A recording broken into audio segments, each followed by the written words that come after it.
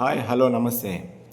మొన్న మనం చూసినట్టయితే హైకోర్టులో జీవో నెంబర్ 9 పైన హైకోర్టు స్టే విధించడం జరిగింది. రకరకాల అంశాలు కూడా హైకోర్టులో ప్రస్తావన జరిగింది. ఈ కాంగ్రెస్ ప్రభుత్వం ఇచ్చినటువంటి జీవో నెంబర్ 9 పైన Krishnamurthy commission, dedication commission, triple commission, ఇలా ట్రిపుల్ టెస్ట్ ఇలాంటివన్నీ కూడా పలు అంశాలు కూడా ప్రస్తావనలోకి వచ్చాయి హైకోర్టులో. చివరిగా అడిగినటువంటి ప్రశ్న ఏంటంటే, ఈ బిల్లు గవర్నర్ గారి చేత ఆమోదించబడిందా అని అడిగింది. అంటే కాంగ్రెస్ పార్టీ చెప్పినటువంటి సమాధానం ఏంటంటే, ఇంకా బిల్లు ఆమోదించబడలేదు, పెండింగ్లో ఉంది అని చెప్పింది. అంటే ఇక్కడ కాంగ్రెస్ పార్టీ చేసినటువంటి అంశం ఏంటంటే, ఒక బిల్లు పెండింగ్లో ఉండగానే ఈసీ ఎలక్షన్ కమిషన్ ద్వారా నోటిఫికేషన్స్ ఇవ్వడము.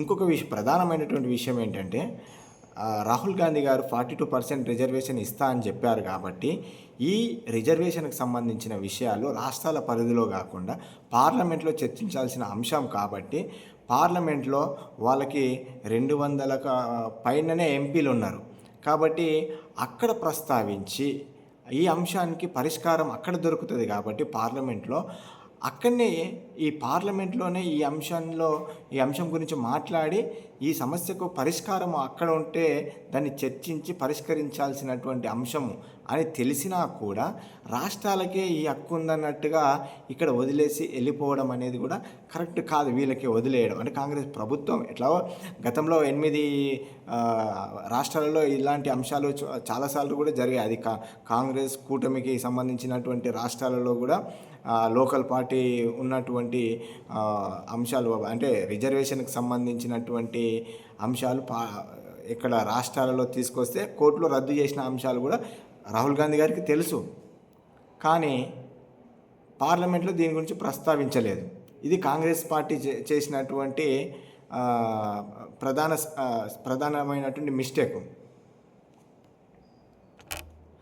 అదేవిధంగా బీజేపీ చేసినటువంటి అంశాలు చూద్దాం ఒకసారి. బీజేపీకి తెలుసు 8 రాష్ట్రాలలో గతంలో చాలా రాష్ట్రాల్లో కూడా ఈ రిజర్వేషన్కి సంబంధించినటువంటి అంశాలని కూడా కోర్టు కొట్టేసింది.